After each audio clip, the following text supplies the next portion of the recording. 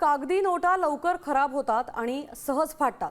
ही समस्या आता सुटण्याची शक्यता आहे, कारण भारतात लवकरच प्लास्टिकच्या नोटा येण्याची शक्यता आहे। आरबीआयने या संदर्भात तयारी सुरू केल्याची माहिती सूत्र देत आहेत। पुढील वर्षापासून 10 आणि 10 रुपयांच्या नोटांद्वारे याची सुरुवात होण्याची शक्यता आहे। तर भविष्यात खिशातील नोट प्लास्टिकची बनलेली असू शकते। तसंच प्लास्टिकच्या नोटा आल्यास बनावट नोटांना आळा बसणार आहे। छपाईचा खर्चही कमी होण्याची शक्यता आहे।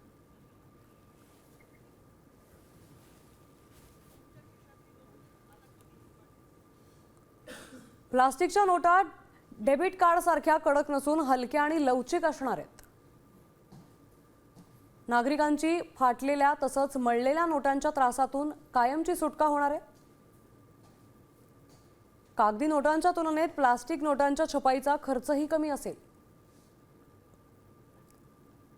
मायक्रो ऑप्टिक होलोग्राम आणि विशेष शाई वापरली जाणार आहे, त्यामुळे बनावट नोटांना आळाही बसेल। सुरुवातीला बाजारपेठ, बँक, एटीएमच्या गरजेनुसार 10 आणि 20 रुपयांच्या नोटांचं मूल्यमापन केलं जाईल। त्यामुळे देशात लवकरच आता प्लास्टिकच्या नोटा येणार असल्याची शक्यता वर्तवली जाते।